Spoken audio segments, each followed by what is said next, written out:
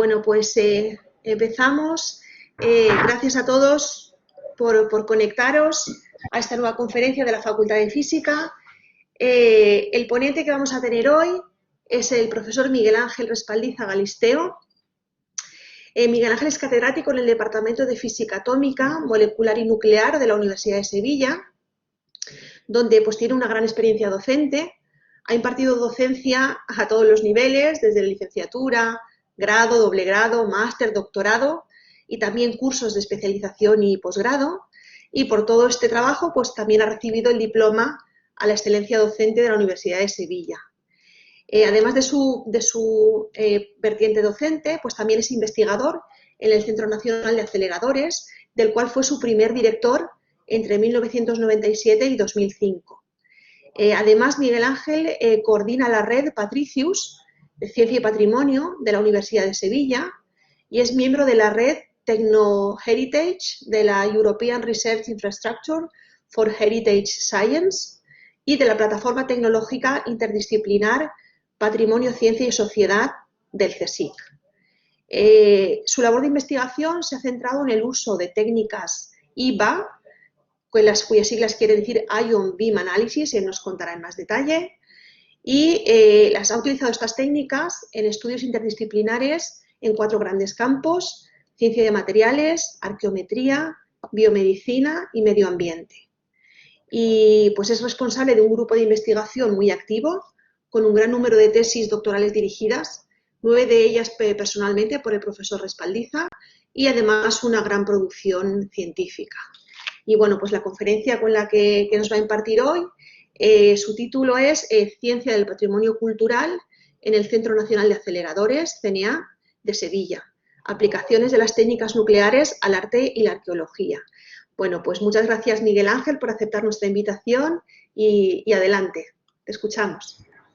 Bueno, buenos días a todos. Muchas gracias, Marian y Javier, por la invitación que me han hecho para poder hablaros hoy de este tema que creo tiene cierta actualidad y cierta relevancia. Y entonces, bueno, sin más preámbulos, si os parece, voy a empezar por compartir la presentación.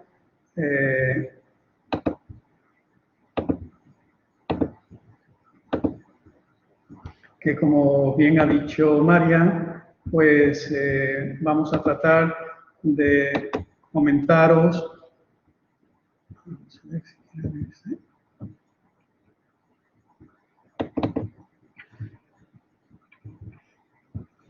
De comentaros las aplicaciones dentro del campo de la ciencia del patrimonio cultural que venimos realizando en el Centro Nacional de Aceleradores aquí en Sevilla.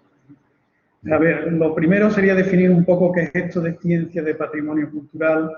Es algo que se viene hablando en estos términos en los últimos, tal vez, 8 o 10 años.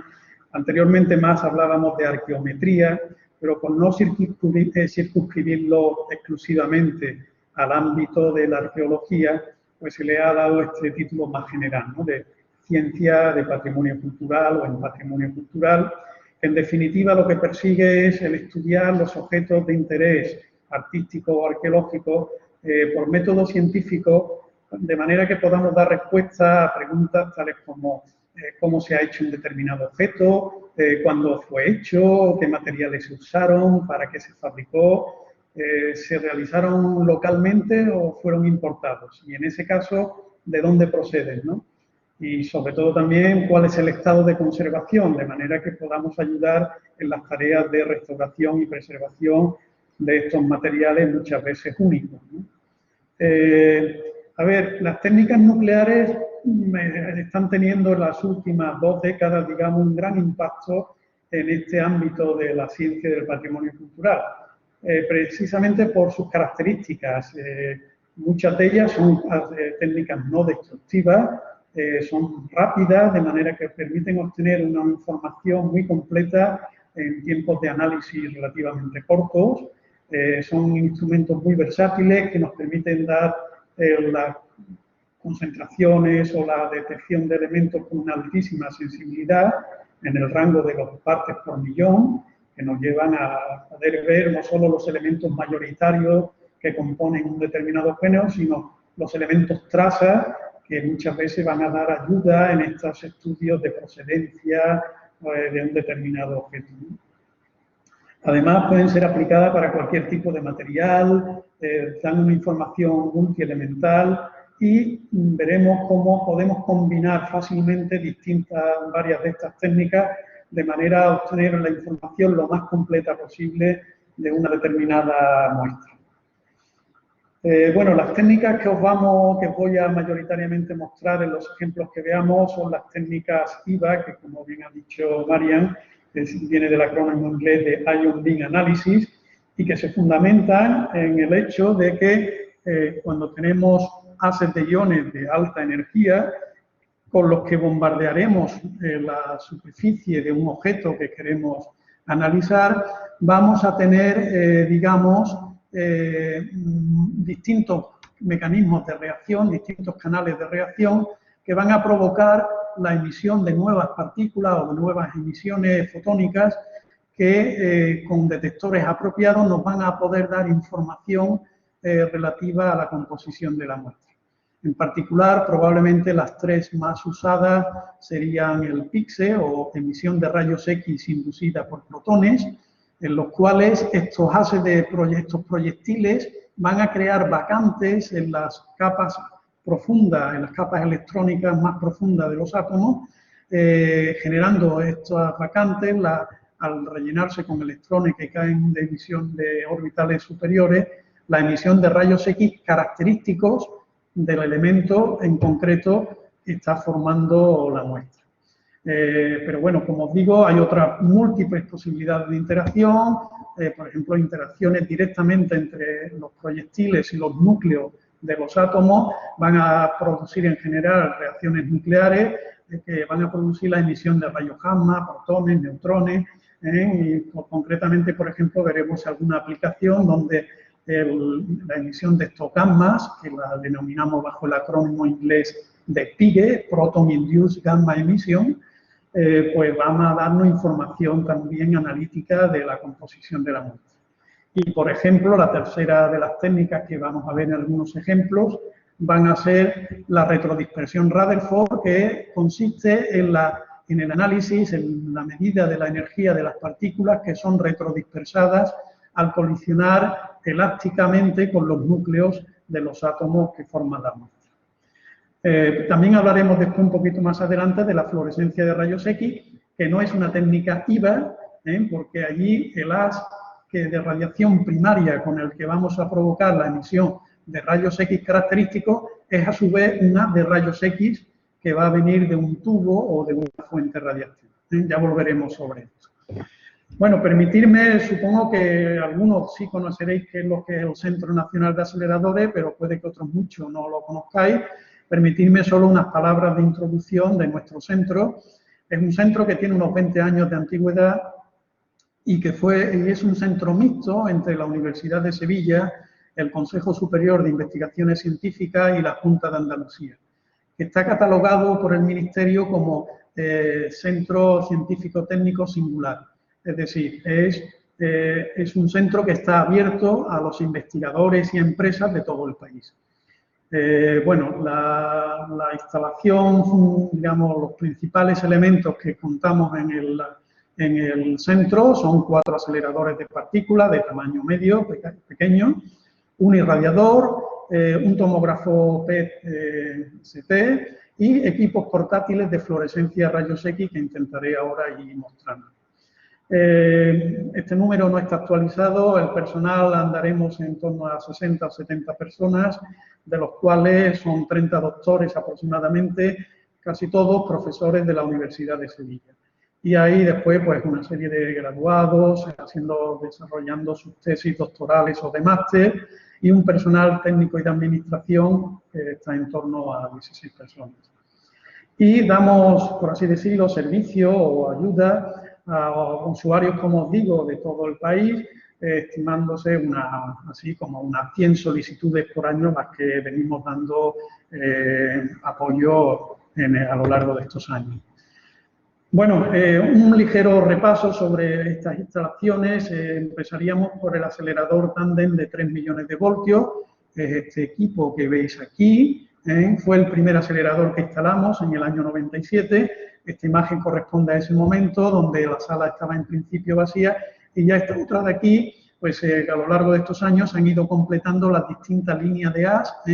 El AS, una vez obtenido en el acelerador, es transmitido por estas líneas en alto vacío hacia las distintas cámaras de radiación donde se ponen los objetos que se quieren analizar o bombardear con el AS.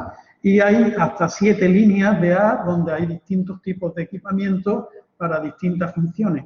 La mayoría de ellas están relacionadas con estas técnicas IVA que os he mencionado, para analizar, para trabajos, digamos, de carácter interdisciplinar, principalmente en el campo de la ciencia de materiales, pero también en medio ambiente, biomedicina y lo que nos ocupa hoy, que es el patrimonio cultural, ¿vale? Hay también alguna línea dedicada a la física nuclear básica, sobre todo son equipos preparados para chequear y testar tanto blancos como detectores que van a ser usados en instalaciones de mayor tamaño, en instalaciones, por ejemplo, del CERN o instalaciones en Canadá. En fin, hay distintos grupos trabajando en el desarrollo de instrumentación para experimentos de alta energía que se chequean y se preparan en nuestro laboratorio. Y también usamos este acelerador como posible fuente de neutrones para algunas aplicaciones como las que veremos más adelante. En concreto, con respecto a las líneas para este campo de patrimonio cultural, la más directamente relacionada sería esta línea de AS externo. La mayoría de las líneas que os he mostrado acaban en cámaras de vacío, donde el objeto es introducido, salvo esta línea, donde el AS, que vendría por este tubo que estáis viendo por aquí, va a llegar a este extremo, esta nariz le llamamos, donde hay colocada una ventana muy fina que permite sellar el vacío que hay en el interior de los tubos, por donde vienen los haces de iones acelerados, y permite romper el vacío, o sea, sellar el vacío, permitiendo la salida de los protones, de las partículas aceleradas, con una pequeñísima pérdida de energía. Son ventanas muy finas, especiales, y eso permite bombardear con casi toda la energía del AS al objeto que se quiere analizar, y ponemos detectores a su alrededor para recoger rayos X, rayos gamma, etcétera, que son producidos en las interacciones. Esto nos permite analizar objetos de cualquier tamaño o de naturaleza delicada que no se pueden introducir en las cámaras de vacío, ¿vale? La otra línea muy usada en estas aplicaciones de patrimonio cultural es la microsonda de iones. Tanto la línea de AS externo como esta línea, veis que tienen aquí al final estos elementos que veis, son cuadrupolos magnéticos, que lo que hacen es la focalización del AS. En el caso concreto de esta cámara, al ser en vacío, se logra focalizarlo a dimensiones de 2-3 micras, los cuales con un sistema de barrido nos hacen tener un sistema muy parecido a los microscopios electrónicos de barrido, que tal vez hayáis oído ya hablar de ellos.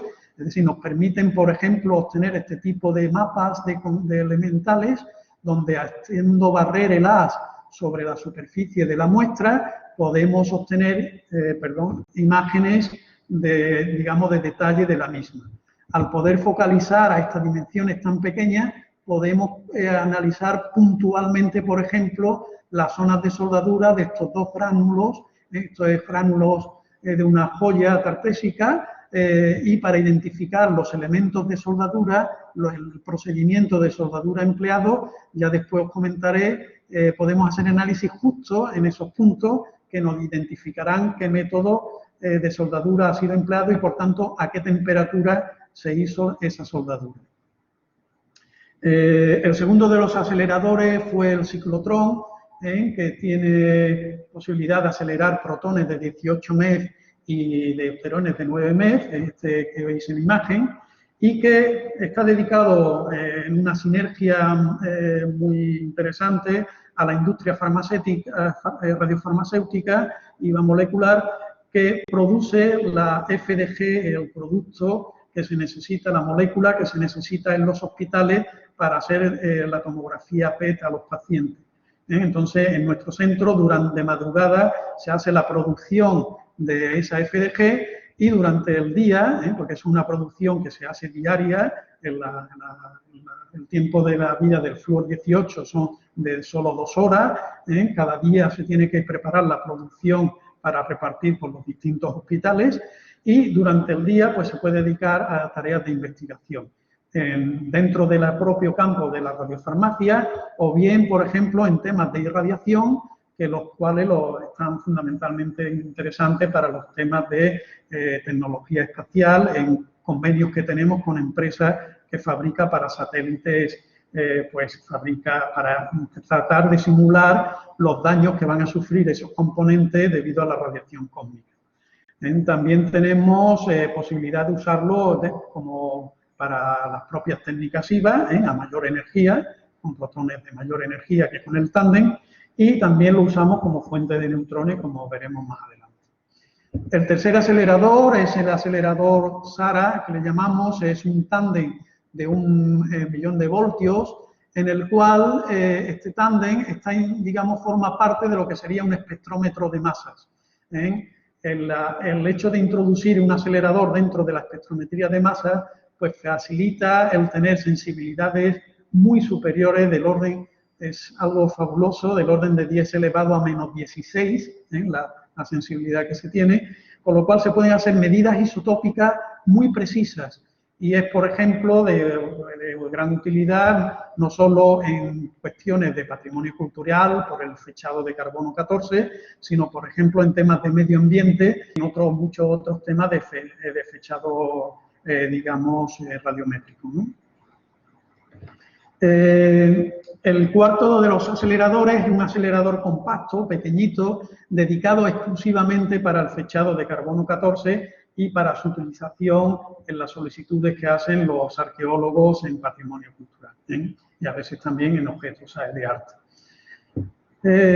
También disponemos de un irradiador de cobalto 60, esto es una fuente de altísima intensidad de cobalto 60, lo que antiguamente se empleaban en los hospitales para hacer tratamientos, digamos, oncológicos, lo que le llamaban las bombas de cobalto, hoy en día han sido sustituidas por aceleradores lineales de electrones, pero en el caso nuestro, pues para aplicaciones industriales, relacionada nuevamente con el campo de la tecnología de satélites, pues es interesante el poder tener este irradiador.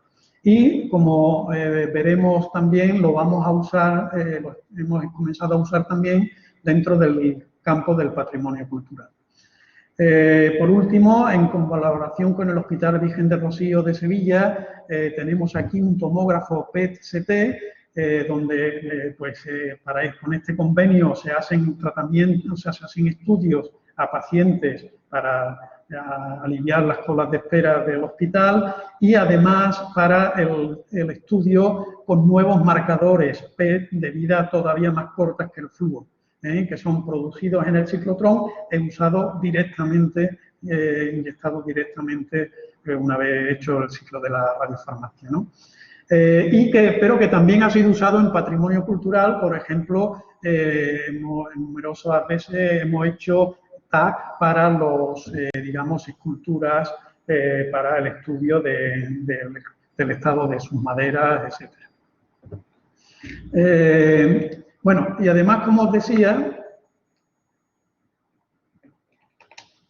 hemos desarrollado a lo largo de estos últimos años o décadas pues equipos para hacer fluorescencia de rayos X portátiles, de manera que podamos hacer el análisis de estos objetos de arte y valiosos directamente en los museos o en los sitios donde se encuentren, y para ello entonces hemos ido desarrollando estos equipos de forma casera, por así decirlo, utilizando tubos de rayos X comerciales y detectores comerciales, acoplándolos, digamos, localmente.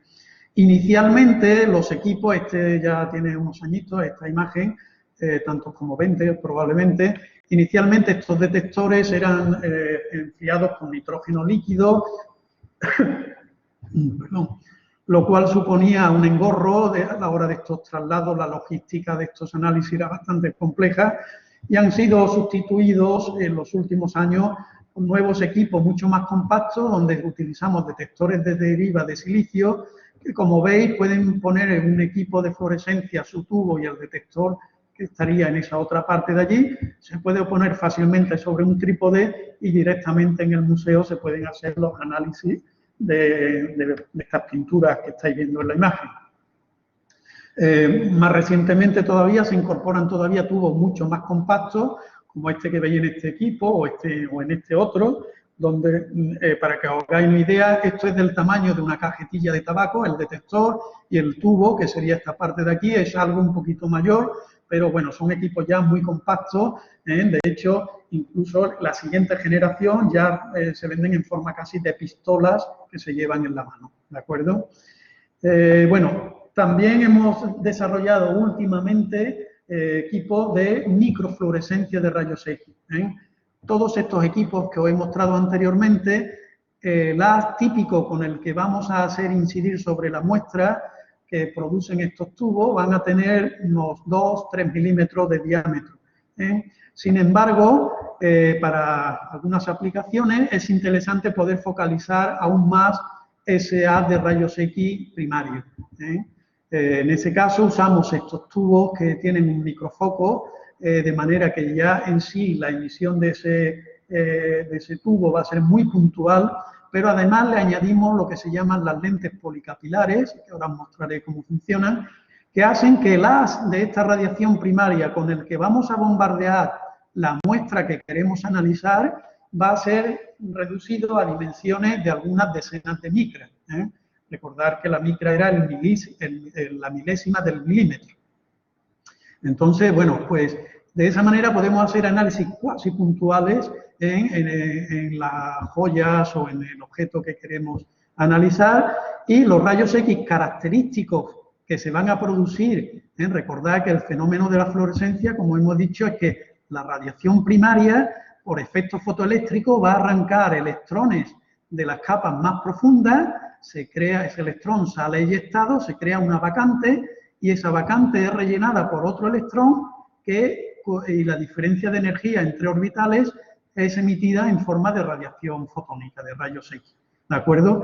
De manera que el espectro que recogen estos detectores va a tener esta apariencia que veis aquí, donde van a haber una serie de picos característicos de cada elemento. En este caso era un oro típico, una aleación oro-plata-cobre, y lo que vemos son los rayos X de L del oro, los rayos XK de la plata y los rayos XK del cobre, ¿vale? Bueno, también se ven los M del oro, ¿de acuerdo? O sea, vemos las líneas características de los elementos que forman, de que está compuesta la muestra. Las fibras policapilares de que os hablaba son, o sea, las lentes policapilares son más que estas fibras ópticas por el fenómeno de la reflexión total externa, los rayos X van a poder dirigirse, por así decirlo, por el interior de esta fibra, de manera que curvándolas convenientemente se puede obtener como una lente convergente. Podemos focalizar los rayos X en un punto que en este caso podemos llegar con este equipo portátil que veis aquí, que hemos diseñado en el centro, pues podemos llegar a dimensiones de 30 micras. Aquí veríais, este es el tubo, el detector está al otro lado, esto es un microscopio para visionar el punto de impacto, y esta campana que veis abajo, esto que veis aquí, ahí es donde termina la lente policapilar. El detector sería esto que veis allí detrás, y el objeto de que se está analizando, el punto es marcado por un par de láseres que convergen para marcar una distancia fija entre la lente y el objeto, y podemos así, a través del microscopio, identificar exactamente dónde queremos dar con ese haz tan fino de 30 micras. ¿De acuerdo? Bueno, entonces, en la charla que vamos a comenzar a continuación, lo que pretendo es mostraros un poco cuáles son las potencialidades y también las limitaciones que estas técnicas nucleares pueden aportar de ciencia del patrimonio cultural. Viendo además, por ejemplo, cómo algunas de estas limitaciones, pues precisamente las podemos sobrepasar gracias a la flexibilidad y el carácter no destructivo que tienen estas técnicas, donde podemos combinarlas para obtener una información lo más completa posible. ¿De acuerdo? Y para ello voy a tratar de ilustraros con 3 ejemplos, con 3 programas de investigación que hemos realizado o estamos realizando en nuestro laboratorio, ¿no? Empezaremos con la comparación entre la joyería etrusca y tartésica, pasaremos después a hablar de cómo hemos desarrollado un protocolo para el análisis no destructivo de pinturas en los propios museos y muy recientemente, el año pasado, hemos comenzado con un nuevo programa de obtener imágenes mediante tomografía computerizada usando tanto neutrones como gammas, lo cual, como ahora veremos en los ejemplos, nos van a dar un mayor poder de penetración que la tomografía convencional que se hace con rayos X. ¿De acuerdo? Bueno, pues comenzamos con uno de estos ejemplos. Como os decía, tenemos el caso de este estudio de joyería etrusca y tartésica. Como sabéis, ambas culturas fueron probablemente 2 de los más importantes centros de producción orfebre que hubo en el área del Mediterráneo en el primer milenio antes de Cristo.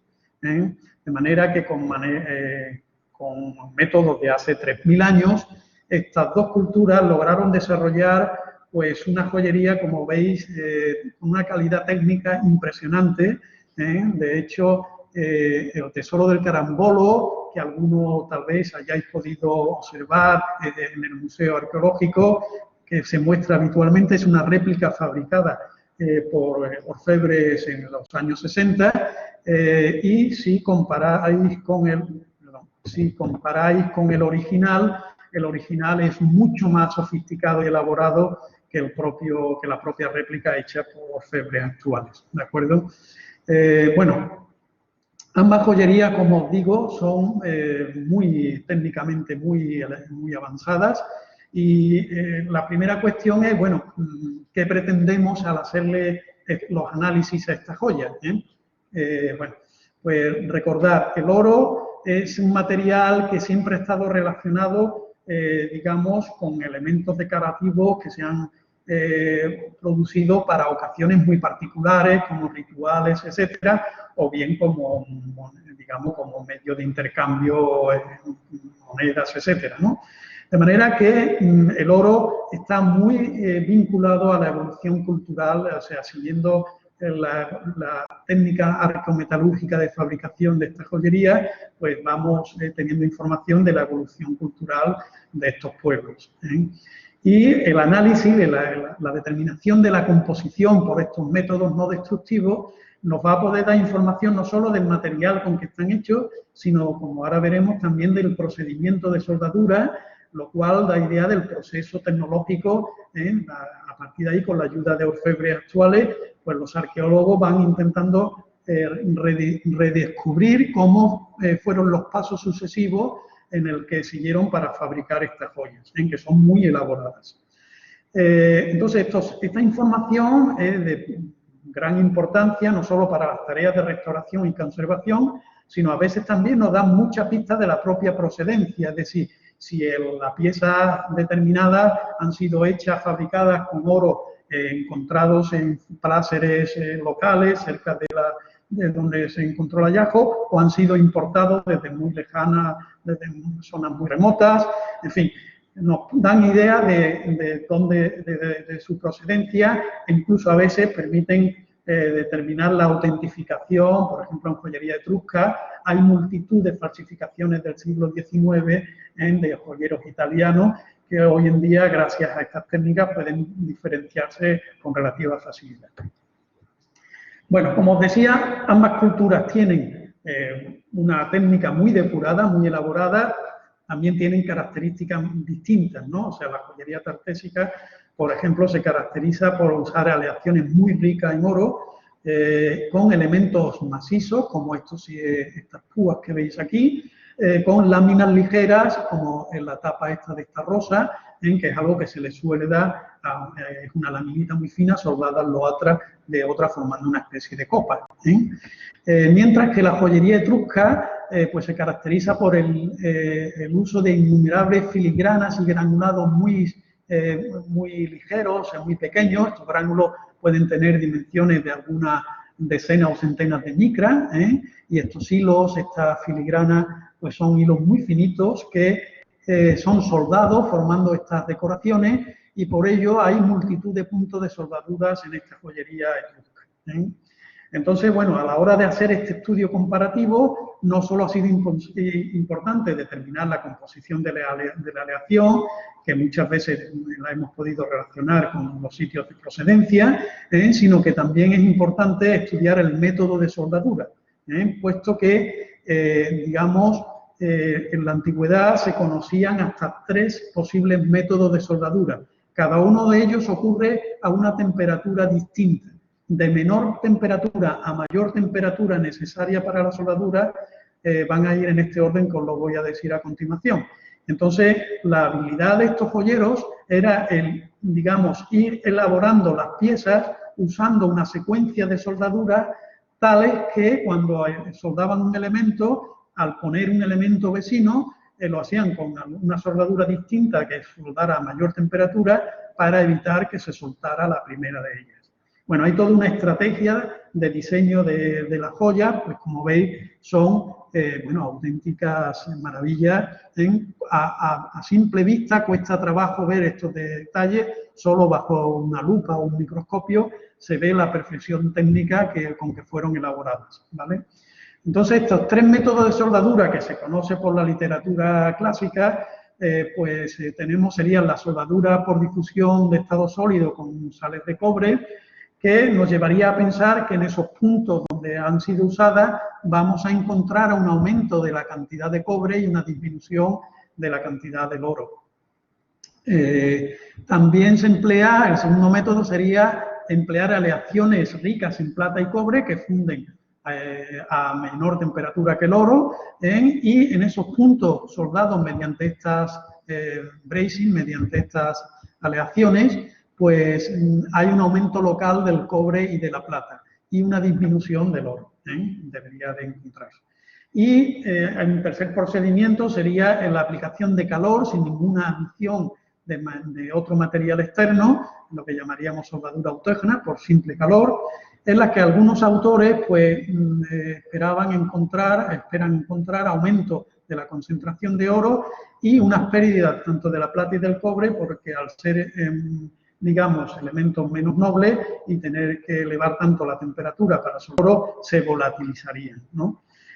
Bueno, hemos tratado de precisamente hacer reproducción en el laboratorio de estos 3 métodos, usando los métodos descritos, por ejemplo, por Plinio el Viejo, es decir, usando los materiales y las técnicas que se le suponen a estas personas de hace 3000 años, y, por ejemplo, usando la receta de Plinio de usar malaquita con un fundente y un desengrasante que veis aquí, pues fabricar esta pasta de manera que las zonas que se quieren soldar se le aplica esta pasta y soplando la llama se aplica calor justo en el punto donde se quiere hacer la soldadura. Imaginaros la habilidad técnica que requiere el hacer soldadura de estos procedimientos y poniendo los distintos elementos decorativos sin que se suelten los anteriores. Bueno, entonces nosotros, lógicamente, no hemos fabricado joyas, hemos hecho algunas simulaciones, ¿no? Por ejemplo, para estudiar esta soldadura mediante la difusión de con sal de cobre, hemos soldado lo que serían estos gránulos, estas esferitas de oro puro, lo soldamos sobre laminitas, después arrancamos esa esferita. Y lo que veis aquí es que vamos a hacer con la microsonda, con el equipo de microfluorescencia de rayos X, vamos a ir analizando cada 50 micras, creo que es aquí el paso, cada pasos de 50 micras, vamos a ir desde los bordes de la lámina, entrando en la zona de soldadura y volviendo a salir. Y observamos lo que pues, se había predicho, de que encontraríamos una reducción de la de la concentración de oro con un aumento de la concentración de cobre, y en la plata prácticamente no se ve alterado, porque hay una leve disminución, como veis, pero está dentro de los márgenes de error.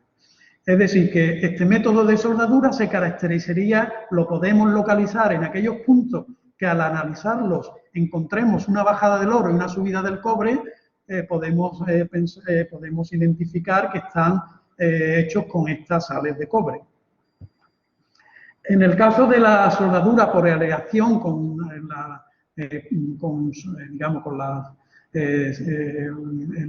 aleación esta de plata y cobre, al hacer nuevamente el barrido, aquí vemos la soldadura entre dos de estas láminas. Estos son mapas de rayos X obtenidos por micropíxeles. Básicamente lo que estamos haciendo es barrer sobre esta zona de soldadura, sobre estas dos láminas, y aquí lo que tenemos es con un código de colores donde hay más cobre, donde hay cada uno de los elementos que veis marcados. ¿Veis? Oro ahí homogéneamente distribuido por toda la de estos, y en la zona donde estamos cortando justo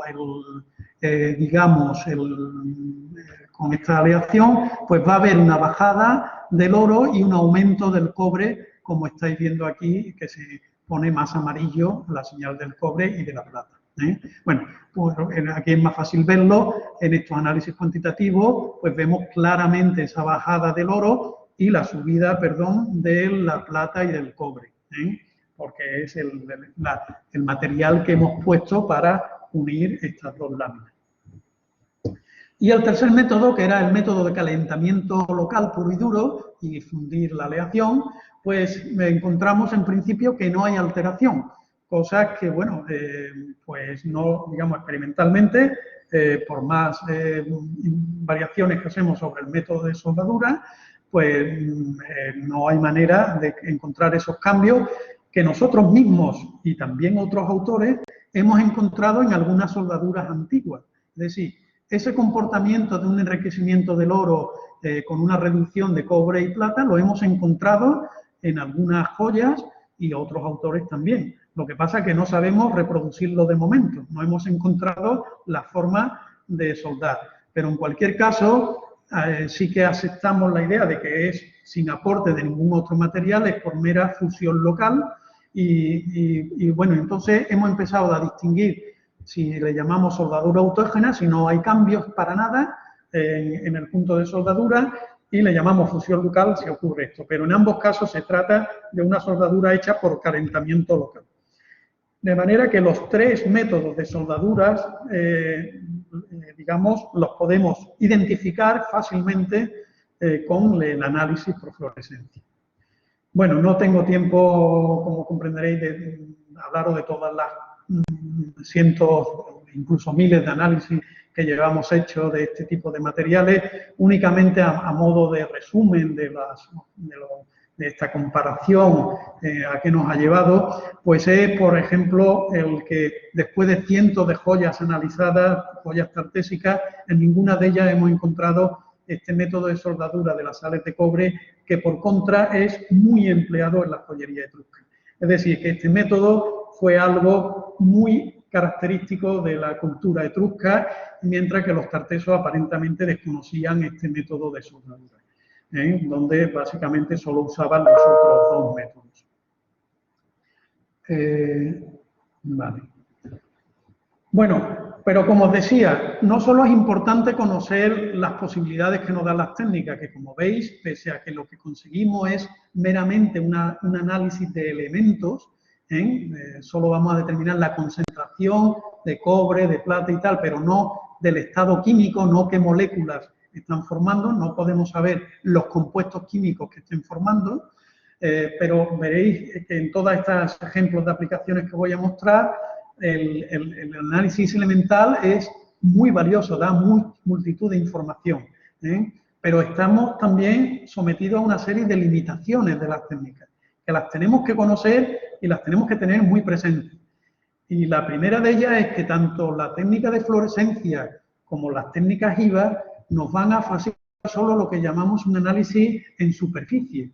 Es decir, el poder de penetración de la interacción primaria y sobre todo la autoabsorción que sufren los rayos X característicos en la salida hace que la profundidad accesible de análisis sean solo, depende del material, pero sean solo algunas decenas, centenas de micras como mucho. Eso hace que los objetos que tengan superficie que estén potencialmente muy alteradas, bien adrede o bien por procesos de corrosión, etcétera, pues ese análisis superficial puede ser poco significativo de la composición volumétrica. De manera que, entonces, pues tradicionalmente, si uno quisiera emplear estas técnicas que son no destructivas en su utilización, pero para poder acceder a la zona donde esté el material limpio de corrosión o de alteración, pues antiguamente, digo antiguamente porque ahora ya hoy en día casi nadie te deja que hagas micropulido, era con un pequeño equipo de estos de dentista hacer un pulido muy pequeño, porque fijaros que la de radiación primaria va a tener solo algunos milímetros de diámetro. Entonces se hacían estos pulidos y después se disimulaban dando una cera y tal. Bueno, hoy en día eso ya es inviable porque la mayoría de conservadores de los museos, etcétera, no te dejan tocar con buen criterio las muestras, puesto que hay posibilidad de algunas alternativas. Por ejemplo, el hecho que os voy a mostrar ahora de que podemos combinar los resultados que nos dan la fluorescencia, lo podemos combinar con otras técnicas también no destructivas, como va a ser la transmisión de la radiación gamma, que nos dé esa información en volumen. A ver, fijaros, aquí tenemos el caso de estas monedas, de estos denarios romanos, donde fue típico, ellos encontraron en época imperial un procedimiento para alterar la superficie de la moneda, enriquecerla en plata, de manera que encontraron un modo de defraudar, en el sentido de que la ley de la moneda, digamos, no era verdadera, su apariencia era de mucho mayor contenido de plata que en realidad su contenido. Y eso lo podemos verificar pues, con este conjunto de 6 denarios, 6 denarios vulgares y que hay por miles, es decir, no tienen ningún valor numismático, por eso nos permitieron cortarlos por la mitad para hacer este chequeo que os voy a comentar. Y después de pulir el canto de esas monedas, pues hicimos análisis por distintas técnicas, con las técnicas del micropíxel, usando la microsonda de protones que os decía, que os mostraba, o bien la microfluorescencia de rayos X, podemos focalizar el haz y hacer análisis justo en el canto de la moneda, ¿de acuerdo? En el interior del canto de la moneda.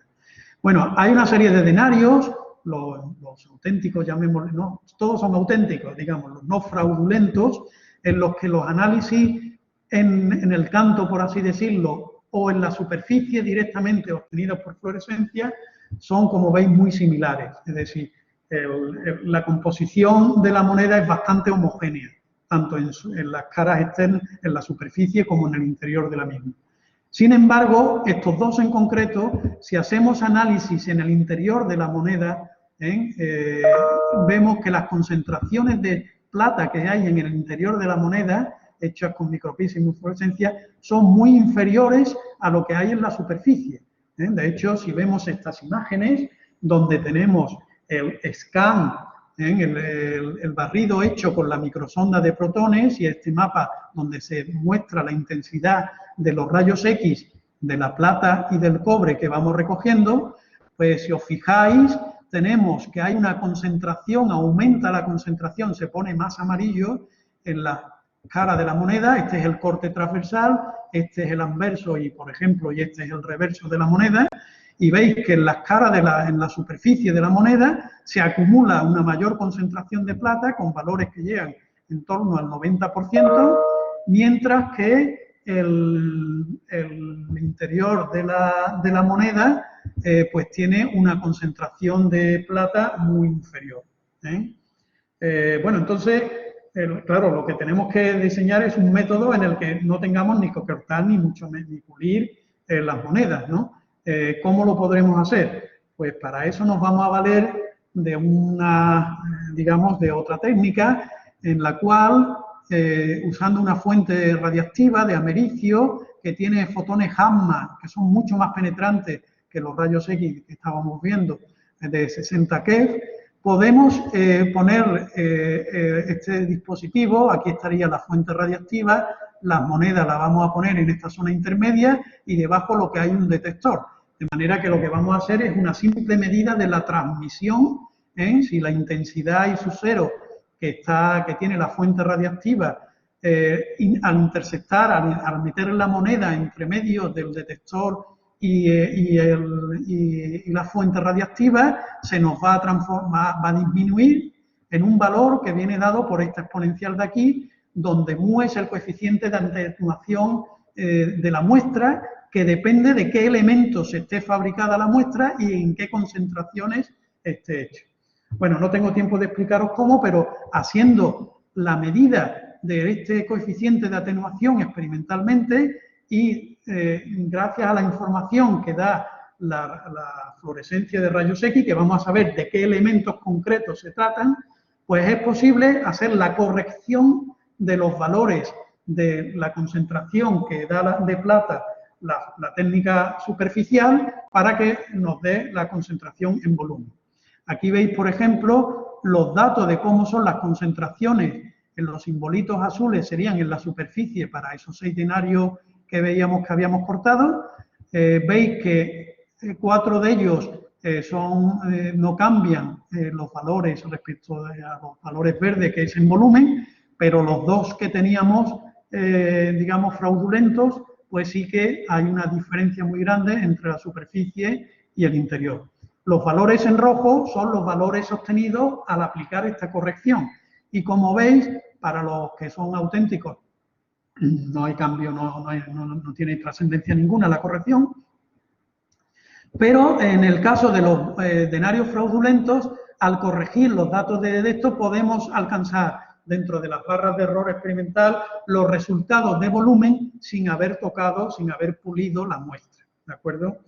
Bueno, este trabajo, por ejemplo, nos permitió en una colaboración con el grupo que dirige el profesor Clodoaldo Roldán, del Departamento de Física Aplicada y del Instituto de Ciencias de los Materiales de vuestra universidad, ahí en Valencia, que son un referente nacional en estas técnicas aplicadas también a técnicas nucleares aplicadas a patrimonio cultural, pues nos hicimos este trabajo de colaboración para el análisis del tesoro de Giria, donde pues se encontraron varios miles de monedas, sobre todo denarios del segundo siglo después de Cristo, en el interior de una tinaja. Bueno, los análisis que se hicieron por fluorescencia por el grupo del profesor Roldán, pues mostraban valores muy enriquecidos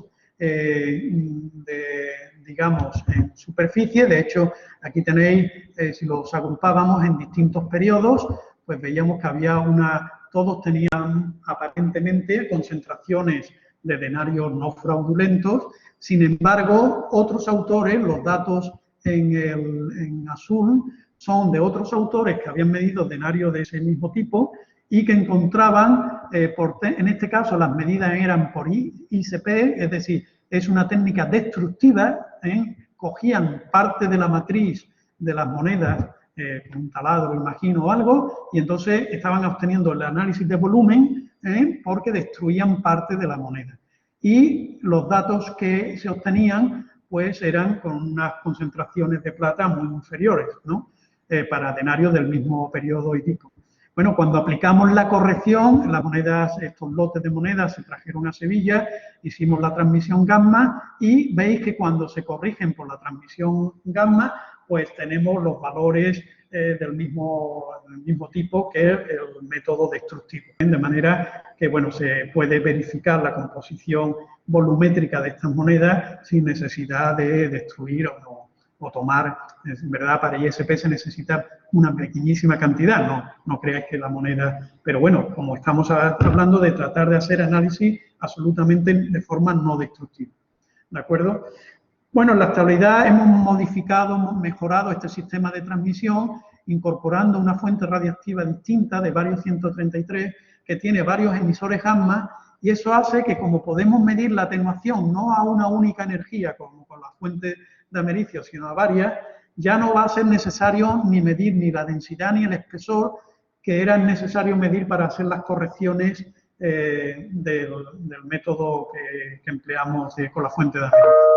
Además, al ser el detector un detector de cadmio teluro enfriado por efecto Peltier, pues se ha podido reducir toda la geometría, como veis aquí, de manera que tenemos ahora un sistema mucho más portátil. Vale, pero bueno, entonces, os decía, esta es una limitación que tiene, el que, digamos, es solo un análisis en superficie, pero tenemos, por contra, tenemos más limitaciones. Por ejemplo, hay una falta de resolución en profundidad, de manera que tenemos que las muestras, digamos, la información, los rayos X que acumulamos en el espectro de fluorescencia es la suma de todos los rayos X que son emitidos a todas las profundidades. Cuando hay un problema, por ejemplo, el estudio de las capas pictóricas en un cuadro, es muy importante poder llegar a tener una información de cómo están distribuidos los elementos en profundidad. Entonces no hay más remedio o bien que recurrir a otras técnicas, como es la retrodispersión Rutherford, o bien lo que hemos hecho recientemente para seguir manteniendo equipos portátiles sería hacer la fluorescencia con lo que llamamos la geometría confocal. Bueno, muy rápidamente, el caso del análisis, por ejemplo, de este sobredorado es una diadema en plata que está sobredorada y, digamos, la restauración de esta diadema, pues se pretendía estudiar cómo es la película, cómo fue fabricado ese sobredorado y qué espesor tenía la película de oro. Bueno, en la técnica de retrodispersión Rutherford sí que vamos a tener esa posibilidad de percepción en profundidad. No tengo tiempo de explicaros, esto que veis aquí es el espectro de energía de los proyectiles que están siendo rebotados por los núcleos de los átomos, en esa dispersión Rutherford. Y entonces lo que vemos, esta especie de pico que hay aquí en la superficie, la señal que tenéis más a la derecha es donde comenzaría la superficie del metal, pues la señal que tenemos a la derecha nos indica que hay una película de 3 micras, fijaros que fina, de oro y plata, pero vamos, de oro comercial casi, del 85%, que tiene algún residuo de mercurio. Como también se ve, este es el mismo diadema, analizada en este caso por PIXE, es decir, produciendo la emisión de rayos X característicos al bombardeo con protones, en este caso de 5 MeV, y lo que veis son los rayos, esto de aquí arriba es el espectro general, donde veis las señales de plata, oro y cobre que forman, digamos, la base del dorado, ¿no? Y veis que hay rastros de mercurio, que también aparecían aquí, que está relacionado con el método con que se fabricó el sobredorado, que es empleando la amalgama, que es un método en el cual se hace una solución de mercurio y oro que se aplica como una pintura y después al calentar el mercurio se evapora, se volatiliza y queda solo depositado el oro. Ese mercurio queda en pequeños rastros, pero dado la alta sensibilidad que tienen estas técnicas, lo seguimos viendo. Bueno, pues como os decía, la otra alternativa para poder mantener un equipo portátil el que nos dé esta resolución en profundidad es trabajar en lo que se llama la geometría confocal. O sea, la geometría, la microfluorescencia convencional que os mostré antes, por ejemplo, a la hora de hallar los granulitos de las joyas, es emplear el tubo de rayos X con la lente policapilar que está siendo focalizado sobre un punto de la muestra y el detector va a recoger los rayos X de los detectores que van siendo producidos a todas las profundidades en el interior de la muestra. Sin embargo, si ponemos delante del detector una nueva lente, en este caso una semilente, un policapilar, que lo que va a hacer es que recoja, el detector va a recoger solo rayos X que entren dentro de este cono de detección. Si hacemos que los dos conos se crucen, digamos, buscamos el punto de confocalidad, pues tendremos que cuando bombardeemos en este caso con la radiación primaria, la señal que va a llegar al detector es exclusivamente la de este microvolumen que estamos analizando.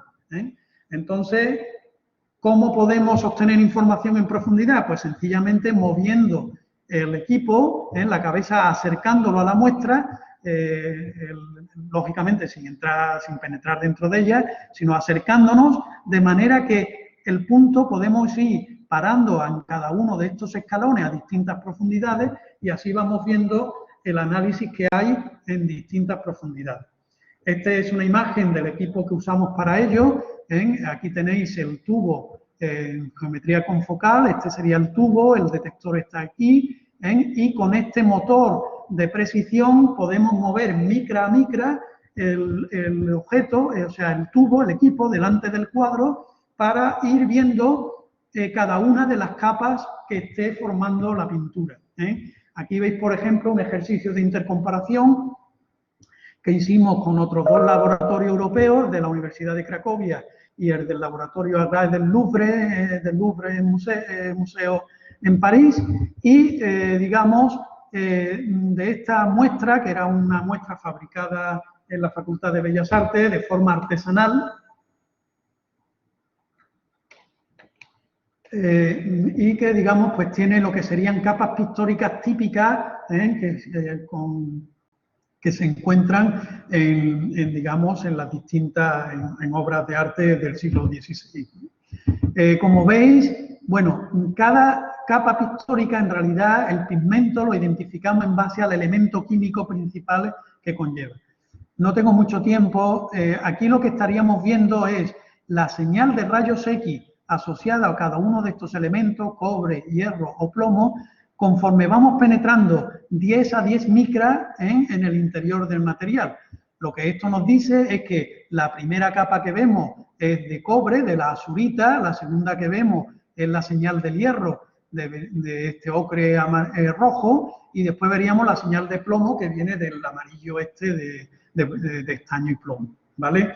Bueno, como veis, entre la dificultad que tiene una cosa artesanal de que garantizar que estamos dando en el mismo punto y la falta de resolución, porque veis, si os fijáis, no vamos con mucho tiempo, pero la anchura que tienen estas gaussianas, la señal que da el método del confocal, tiene una resolución muy pobre, en torno a más de 50 micras.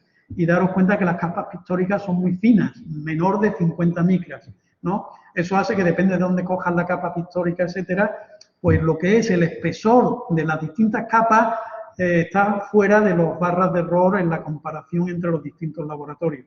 Pero la que es la secuencia de capas se reproduce bien en los tres equipos, ¿no? De manera que este es un método que hasta que no se desarrollen nuevas fibras policapilares que faciliten una mayor focalización, pues no podemos mejorar esta resolución, pero nos da una información primaria de la distribución de las capas pictóricas. Por último, tenemos otra limitación, que sería la baja sensibilidad que tienen estas técnicas para la detección de elementos ligeros, la fluorescencia de rayos X. Normalmente, para evitar esto, lo que hacemos es, delante de la muestra, fluir helio, porque el helio es menos absorbente, ya que el problema, por lo que estos elementos ligeros no van a poder detectarse, es que sus rayos X son tan débiles, son de tan poca energía, que no logran, que son absorbidos completamente en esa capa de aire que hay entre la muestra y el tubo y el detector. Entonces podemos minorar algo esa atenuación usando helio, que sustituiría al aire en esa zona, o bien vamos a tener que recurrir nuevamente a combinar los datos de rayos X, en este caso de píxeles, por ejemplo, con otra técnica, con el PIGE, que es producir mediante reacciones nucleares la emisión de gammas. Los gammas son mucho más penetrantes y entonces ya no van a ser absorbidos ni dentro de la muestra ni dentro de esa capa de aire, ¿vale? Bueno, aquí un caso típico de importancia, por ejemplo, dentro de patrimonio cultural, es el análisis de la caracterización de vidrios, porque como veis, esto sería en el análisis de vidrios romanos, donde están siendo bombardeados, en este caso, por píxeles, y si veis, esta es la imagen que dan los microscopios electrónicos de las primeras capas, las primeras decenas de micras del vidrio, suelen sufrir por el enterramiento, etcétera, procesos de corrosión, de alteración, sobre todo, por ejemplo, del sodio, que es uno de los materiales constituyentes del vidrio, el lixiviado es retirado y entonces se ve muy alterada la concentración de sodio.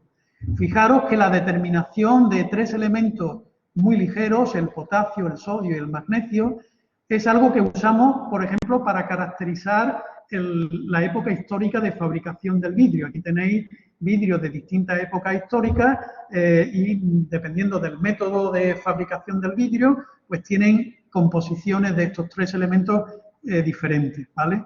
Entonces, la limitación que tenemos es que con el PIXE o con la fluorescencia, digamos, los rayos X del sodio son tan débiles que la capa que podemos analizar, porque desde más adentro se absorberían, es solo de unas 2 micras.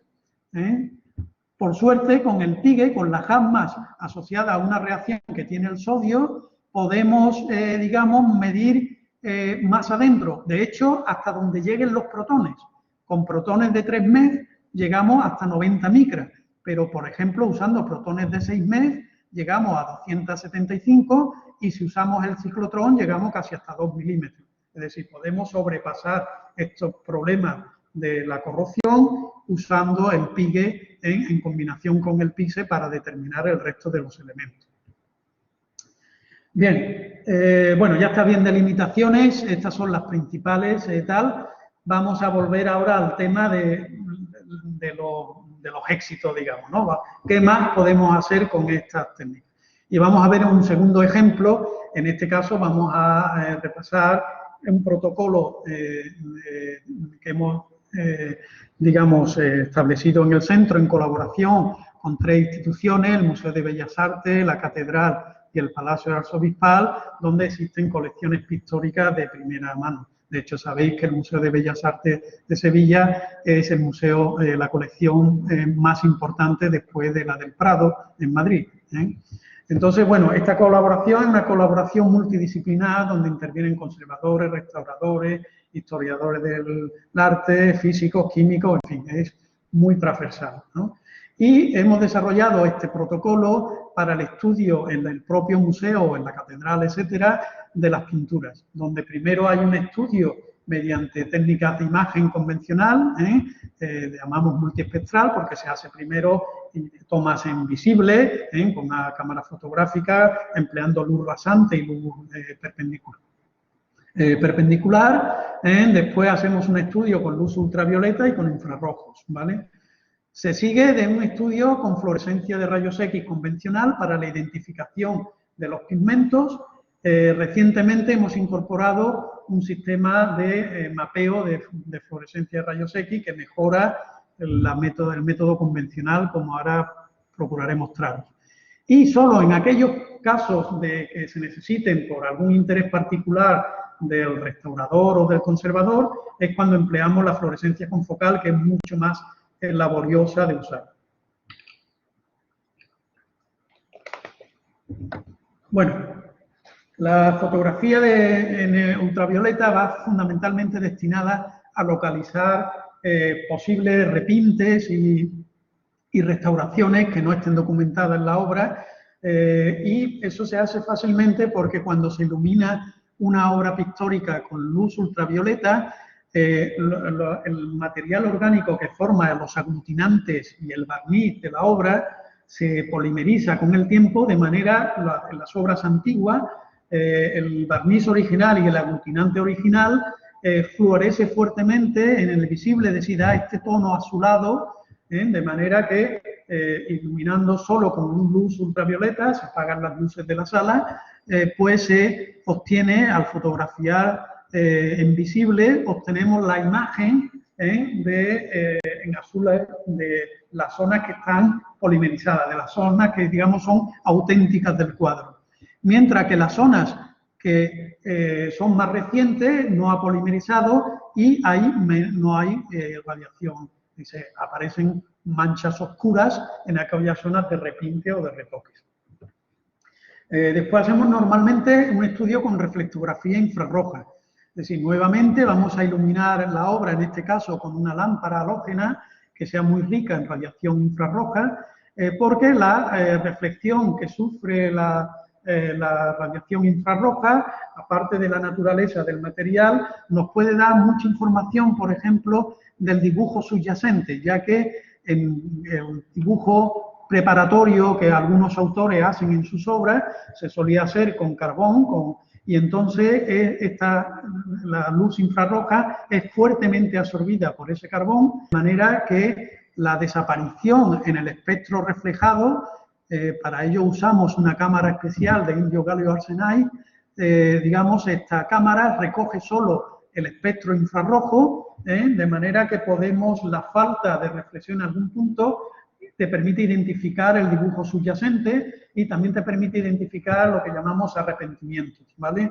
Nuevamente usamos el brazo robótico para poder mover con precisión la cámara, ya que, como veis, estas son el tipo de imágenes que se obtiene. La cámara tiene un campo pequeño de imagen, de manera que tenemos que usar la técnica de ensamblar un mosaico, a veces de hasta, como veis ahí, más de 500 imágenes son ensambladas para obtener la imagen, esta sería la imagen visible y esta la imagen en infrarrojo de la obra, que nos permite observar muchos detalles de arrepentimiento, de dibujos preparatorios, etc. Por ejemplo, para que os sea más fácil localizarlo, en este es muy claro, aquí veis un arrepentimiento, donde si veis la imagen visible, pues el monje este tenía una barba apreciable, bien larguita. Sin embargo, inicialmente el pintor había diseñado solo una barba muy corta que luego extendió e hizo más larga, ¿de acuerdo?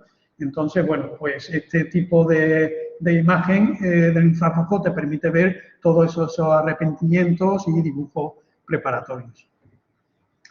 Después pasamos, como os digo, a un análisis por fluorescencia de rayos X. Habitualmente usamos los tubos convencionales, como mostraba al principio de la charla, y donde, pues al ser una técnica no destructiva, podemos hacer cientos de análisis sobre la obra para ir identificando los distintos pigmentos, ¿vale? Daros cuenta que los elementos químicos que detectamos en los espectros es lo que nos van a identificar de qué pigmento concreto se trataba, ¿vale? Por ejemplo, aquí veis, este sería el tubo de rayos X, estos son los láser que están marcando un punto en esta capa roja de esta figura humana, que está en lo alto del barco, y digamos que nos da que hay una señal muy intensa de mercurio y de hierro. Bueno, pues es porque ese rojo de esa capa está siendo formado por la mezcla de bermellón, que es un sulfuro de mercurio, y el ocre rojo este, que es un óxido de hierro. Bueno, como os digo, recientemente y gracias a la colaboración con el Instituto para el Bienes Arqueológico, bueno, no lo digo en italiano, que lo digo muy mal, para los bienes arqueológicos y monumental del CNR italiano en Catania, pues hemos empezado a utilizar el sistema que le llama de mapping de rayos X. La idea es ir obteniendo mapas parecido a lo que obteníamos con el PIXE, allí barríamos el haz de protones. Aquí lo que vamos a hacer va a ser mover el sistema de medida delante de los cuadros. Este trabajo se ha hecho por primera vez aquí en Sevilla durante la restauración de estas dos grandes obras de Murillo, dos lienzos de gran formato, que fueron enviados al Instituto Andaluz de Patrimonio para su restauración. También en esa fecha enviaron al Instituto un supuesto atribuido boceto de uno de esos dos cuadros, de Moisés haciendo brotar el agua de la roca de Orag, digamos que pertenecen a unos coleccionistas privados para su restauración y sobre todo para su posible autentificación, porque estaba atribuido a Murillo desde esta época, pero digamos no había certeza de que fuera original, ¿no? Bueno, para ello entonces, como os digo, con este grupo de compañeros italianos hicimos el análisis. Este equipo, lo que tiene la particularidad, esto que veis aquí, es un sistema que tiene dos detectores de deriva de silicio y un tubo de rayos X con el que vamos bombardeando distintas posiciones en el cuadro con un haz que tiene un tamaño de unas 50 micras, los hemos desfocalizado, y conforme va volando, conforme va digamos, moviéndose el detector, aquí lo veis, conforme se mueve delante del cuadro, vamos recogiendo los rayos X en los detectores, se va procesando el espectro y se van obteniendo la concentración de los distintos elementos que se van mostrando aquí en el ordenador. Es decir, esta imagen que vemos en el ordenador es la imagen reconstruida artificialmente en falsos colores de la concentración con que cada uno de los elementos están siendo detectados, de manera que ya no hacemos un punto en el manto, un punto en la túnica, sino que vemos completamente, digamos, escaneada la concentración, con qué elemento está hecho, con qué pigmento está hecha determinada parte de la obra pictórica. Y eso es muy revelador para los restauradores y demás, porque, por ejemplo, en el caso concreto de Murillo, con una paleta muy reducida de pigmento, con unos cuantos pigmentos, y gracias a las mezclas que usaba de ellos, tenía una gama cromática, una variedad enorme, ¿no? Y todo ello los restauradores lo van reconstruyendo gracias a la información de qué pigmento está siendo usado en cada caso, ¿vale? Bueno, no tengo tiempo de contaros, ya voy mal de tiempo, mucho acerca de los resultados, pero tal vez esta parte que es la más curiosa del trabajo, y era de qué manera con nuestras técnicas podríamos ayudar a dar respuesta a de si realmente era el boceto original o no de Murillo. Bueno, como veis, hablamos siempre de bocetos porque el hecho de que haya tanta diferencia entre lo que es el boceto y el original, que es esta parte que está aquí a la derecha, veis que en el boceto esta figura no tenía turbante, sino un pañuelo, esta ánfora era de cerámica y después acabó siendo metálica, etcétera. Pues estas diferencias, claro, hacen que no sea una copia, porque nadie se inventa al copiar cosas, lo hubiera intentado copiar de la misma manera. Entonces, claro, ya de por sí eso es una pista de que realmente es un boceto, es algo preparatorio, ¿vale? De hecho, cuando hacemos la reflectografía infrarroja vemos que en el boceto hay multitud de arrepentimientos. Por ejemplo, esto que ve aquí de la pata del caballo, que la echa para atrás o la echa para adelante, ¿vale? La tenía para adelante primero y después la echa para atrás. Y, digamos, estos arrepentimientos son típicos en el momento de creación. Por contra, en los cuadros originales, en el cuadro de gran formato, ya apenas no hemos detectado ningún arrepentimiento. El autor ya iba a tiro hecho porque, digamos, ya había hecho todos sus ensayos artísticos en el boceto. Además, el mapa de rayos X, en este caso concreto, nos permitió ver que no solo es que jugara cambiando la posición de las figuras. Por ejemplo, aquí incluso en el visible se ve que este personaje le puso dos caras, la que finalmente nos mira más de frente, pero había otra que miraba más de lado. Bueno, pues cuando hacemos el mapa vemos que la que estaba mirando más hacia el lado está hecho con un pigmento, con mercurio, mientras que la que dejó finalmente, la que nos mira más frontalmente, está hecho con otro pigmento, con el ocre rojo. Es decir, que no solo cambió de posición, cambió de idea también en el pigmento que aplicó. Bueno, hay toda mucha más información que analizar, como es que la imprimación, los aglutinantes, la propia tela del lienzo, toda la técnica pictórica, todo es compatible con las pinturas originales. Por lo cual, desde el punto de vista de los conservadores, pues ha quedado acreditado que es el boceto original. Se atribuye ya como boceto original. Bueno, y por último decía que el último paso suele ser el estudio con microfluorescencia confocal en aquellos casos en que el conservador pues tiene alguna pregunta, alguna curiosidad específica. Por ejemplo, en este cuadro de San Pedro Nolasco, despidiéndose de Jaime I, pues había en la monje una coloración que, aunque ya habíamos analizado y sabíamos que estaba hecho con blanco de plomo, pues no le cuadraba al restaurador, ¿no? Cómo se conseguía esa tonalidad roja, porque aparecía aparentemente solo señal de blanco de plomo. Entonces, bueno, cuando hicimos la fluorescencia confocal y, por ejemplo, comparamos entre estos dos puntos, aquí vemos que en el primer caso, donde está el mantel rojo, Primero se ve la señal del pigmento, que es la señal del hierro, y después lo que viene ya es directamente la señal del sustrato. Es decir, que directamente sobre el sustrato de carbonato cálcico pintó con el ocre rojo el mantel. Mientras que en la túnica del monje encontramos que lo primero que se ve es la señal del plomo, del blanco de plomo, pero debajo lo que hay no es la señal del calcio, sino que hay una imprimación con ocre rojo. Es decir, que hizo una preparación especial de la zona donde iba allí el manto. ¿De acuerdo? Vale. Y ya muy brevemente, si los organizadores me dejan 5 minutos, acabaría solamente comentándoos un programa nuevo que hemos comenzado el año pasado, que es, como os dije, la posibilidad de obtener neutrografía y gammagrafías. Para ello vamos a usar, por un lado, el acelerador tándem o el ciclotrón para producir neutrones, vamos a usar el radiador de cobalto para obtener gammas de alta energía y un tubo de rayos X convencional con ánodo de molibdeno y 60 kilovoltios como fuente de rayos X convencional. La idea es poder hacer radiografía convencional o bien neutrografías o gammagrafías.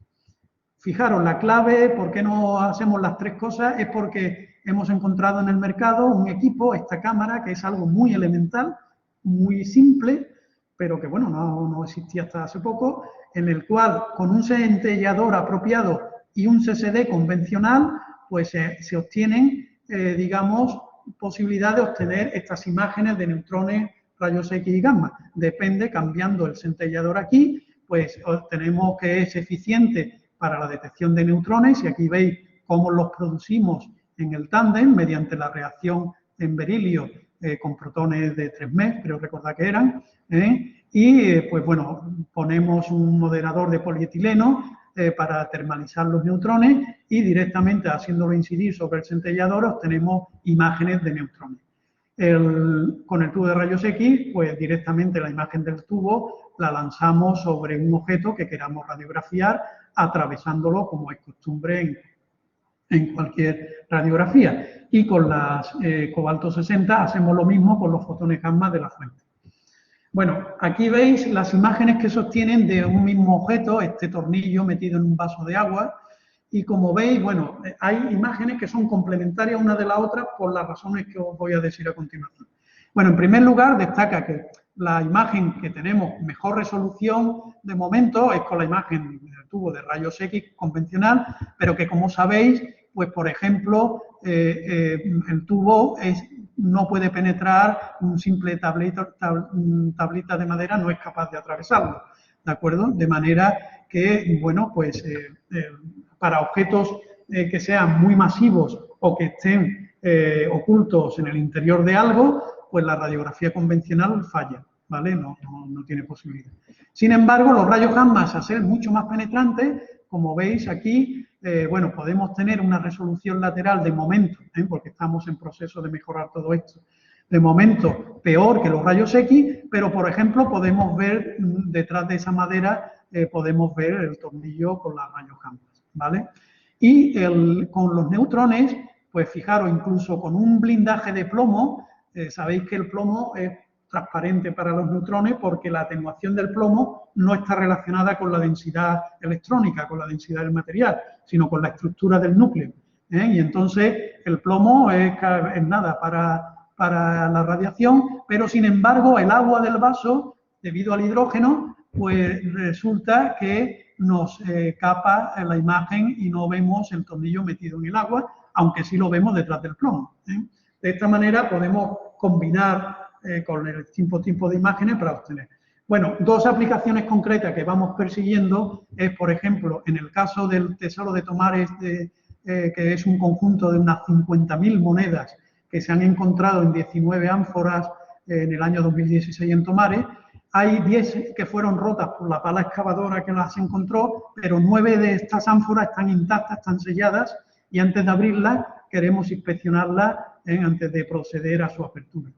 Y, bueno, esto la estamos simulando con un pequeño fantoma, que es una maceta en la que hay euros que tienen un tamaño y una composición parecida a las monedas romanas, los numis estos romanos.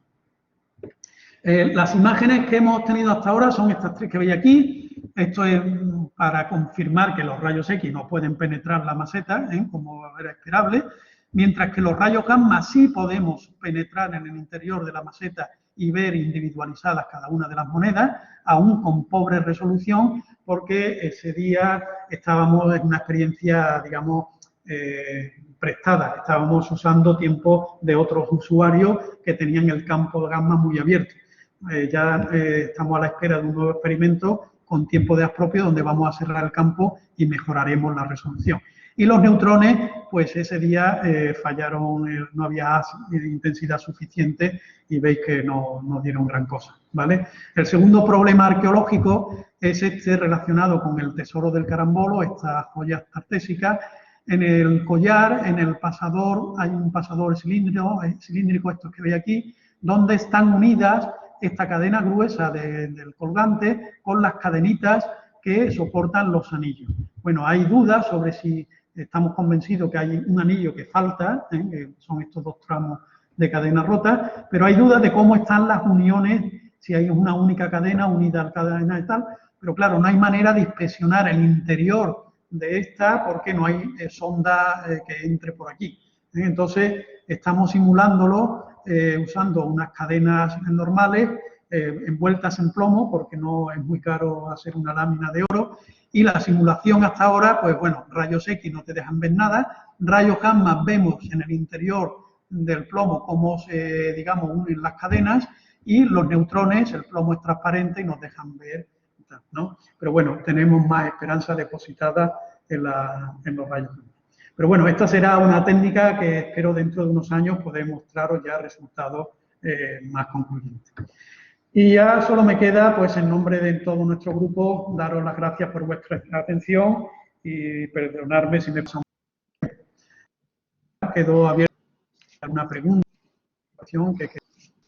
Bueno, Miguel Ángel, muchas gracias. Ha sido muy, muy interesante. A mí me ha encantado todo lo que habéis hecho, todas las posibilidades de aplicar estas técnicas. Una maravilla. Vamos a ver si hay preguntas. Javier, ¿tienen abierto? ¿No pueden hablar? Te entrecortan. Sí, pero yo te he cortado. ¿Hola? A ver. Sí, te escuchamos. ¿Se corta? ¿Se corta?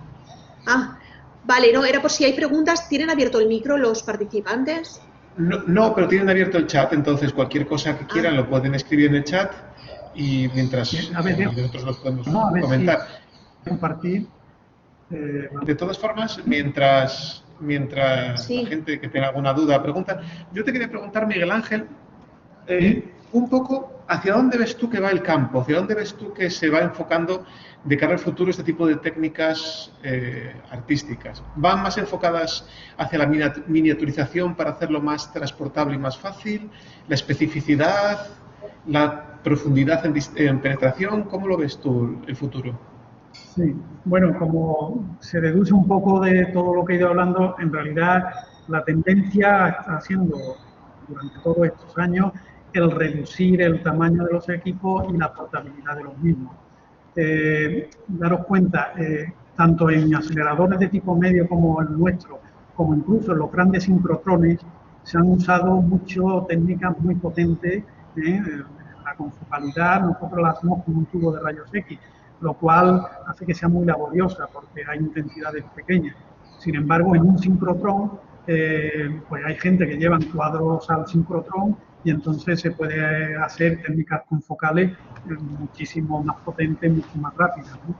Pero, sin embargo, la necesidad de ir in situ a las obras de arte y no andar con traslados, que siempre son engorrosos de dinero en seguros y de seguridad para las obras, pues hace que esa miniaturización sea cada vez más buscada, ¿no? De hecho, los tubos de rayos X ahora ya, como dije, se hacen en forma de pistola de mano, se llevan como una pistola de mano, de manera que los equipos de fluorescencia se llevan a mano.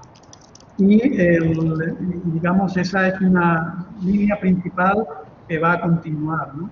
De esto.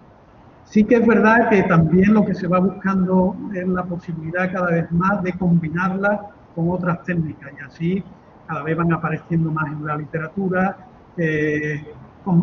digamos, estudios donde se emplea una multitud de técnicas, no solo las técnicas nucleares, por así decirlo, sino, por ejemplo, espectroscopía Raman, de manera que es la combinación de técnicas lo que va dando mayor avance, puesto que cada vez te va a permitir una información más completa de una obra de arte. Vale, perfecto. Oye, muchas gracias.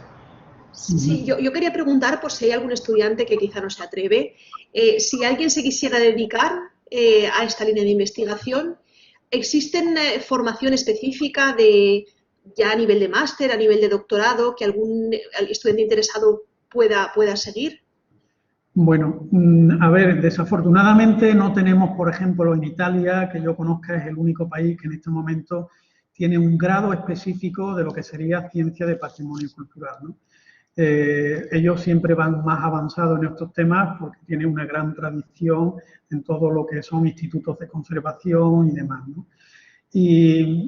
Pero bueno, poco a poco en los distintos, sobre todo máster, en España, hablaba antes de la conexión con Clodo, que en Valencia incluso tenéis algún máster donde ya empiezan a darse al menos de forma introductoria el uso de estas técnicas. Aquí en Sevilla lo hacemos también en un máster de arqueología, en el máster de física nuclear.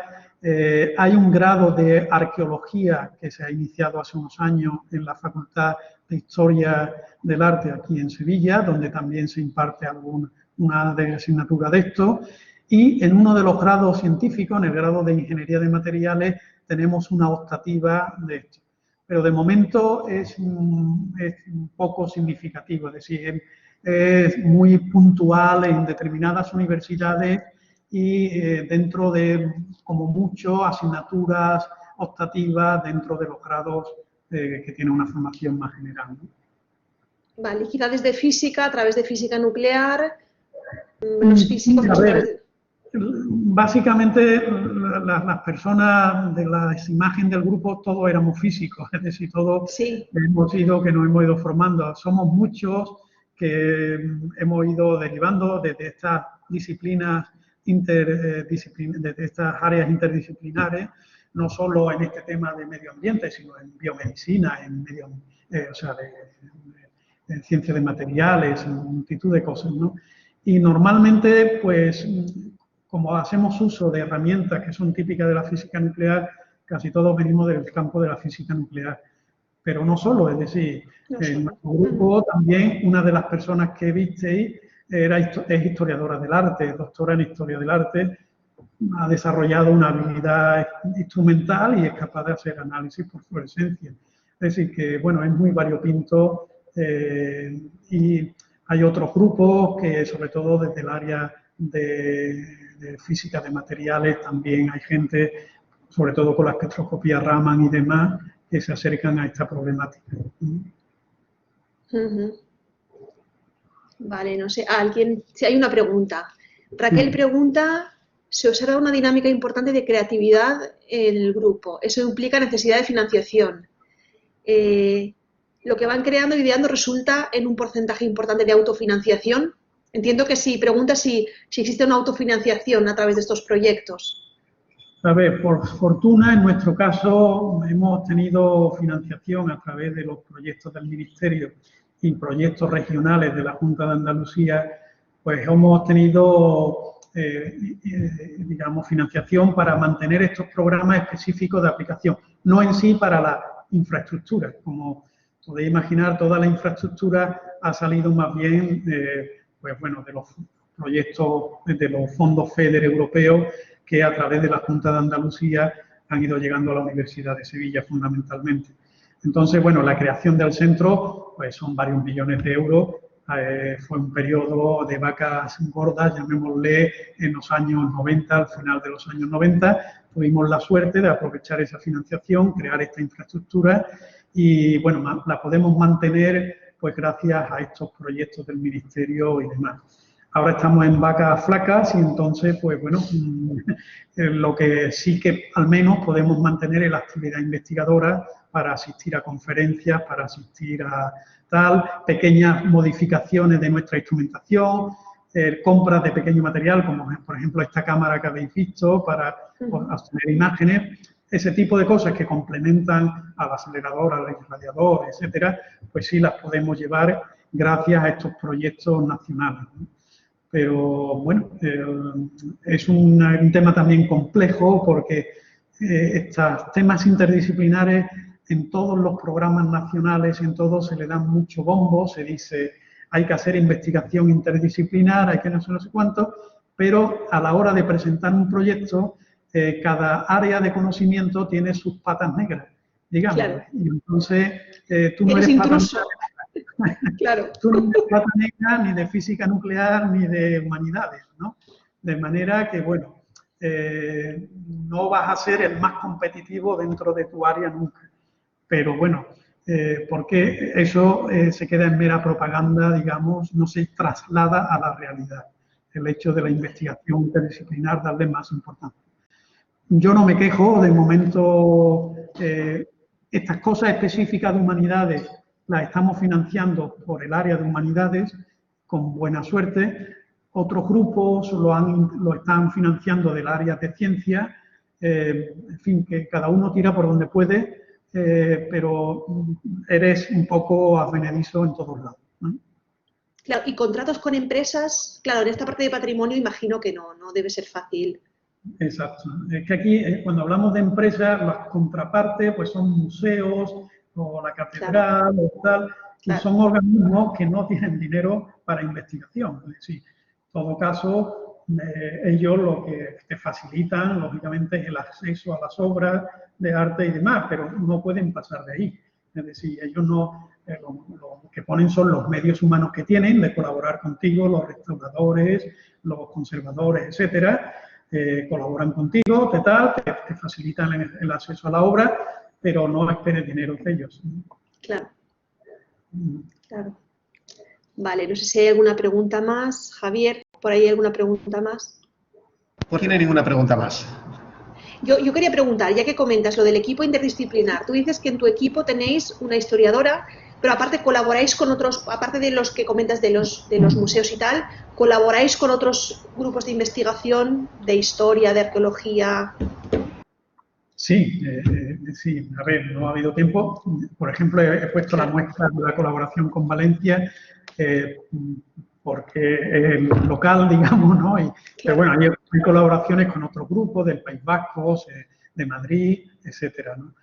Normalmente las colaboraciones con los grupos científicos son en temas de desarrollo, ¿no? Como ha sido el caso de aplicar la transmisión gamma a algo que ya en Valencia no se podía hacer y que pues lo completamos aquí en Sevilla, ¿no? O colaboramos en el desarrollo de una nueva metodología, ¿no?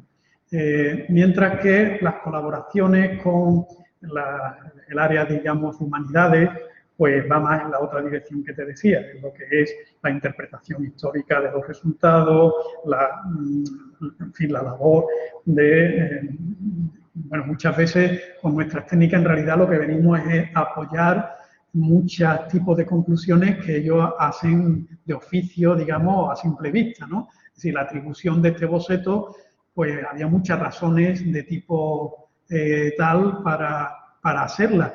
Lo que nosotros venimos es a reforzar y a, digamos, los argumentos que tenían, diciéndoles, bueno, es que el material con que está fabricado, la forma, la técnica con que está fabricado, es totalmente idéntica a los originales de gran formato.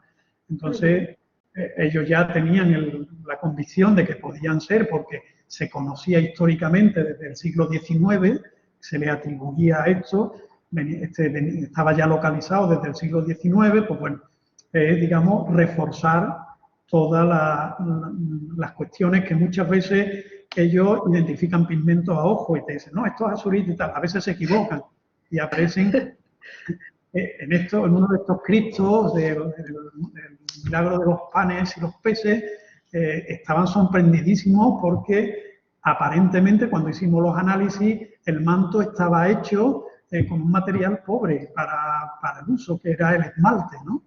Y además tenía un azul, mientras que los restos de cosas que habían sido pintadas con esmalte se habían degradado, el manto azul del Cristo, ¿no? Entonces ellos pensaban bueno, que si no era esmalte, que tendría que ser azurita, ¿no? Cuando hicimos los análisis dijimos, no, es esmalte, pero ojo, tiene una capa de 2 o 3 micras de lapislázuli, que es el que le da ese tono súper especial. Entonces, claro, eso era totalmente, eso no lo podían averiguar a ojo, ¿no? Hay cosas, veces que te ocurren cosas de estas, pero por ser honesto, la mayor parte de las veces ellos ya saben antes de que identifiquemos de qué pigmento se trata. Vale, y vosotros confirmáis, genial. Sí, exacto. Bueno, y sobre todo eso. O, por ejemplo, usamos la confocal cuando alguno de los restauradores tenía interés en saber por qué el manto ese, que era blanco de plomo, era tan rojizo, ¿no? Bueno, pues hasta que no vimos la sombra de hierro debajo no estaba claro. Muy bien, genial. Vale, pues Javier, ¿tú has dicho que no tenéis preguntas ya por ahí? Bueno, por aquí ya no tiene ninguna pregunta nadie, no te preocupes. Vale, pues entonces agradecemos una vez más a nuestro ponente por esta fantástica conferencia tan interesante, donde hemos visto las aplicaciones de muchas técnicas físicas. Y pues nada, enhorabuena por todo el trabajo que hacéis y gracias. Bueno, gracias a vosotros. Muchísimas gracias. Como siempre. Bueno, venga, un saludo, Miguel Ángel. Hasta luego. Gracias, hasta luego. Gracias a todos. Hasta luego. Gracias, hasta luego, desconectamos.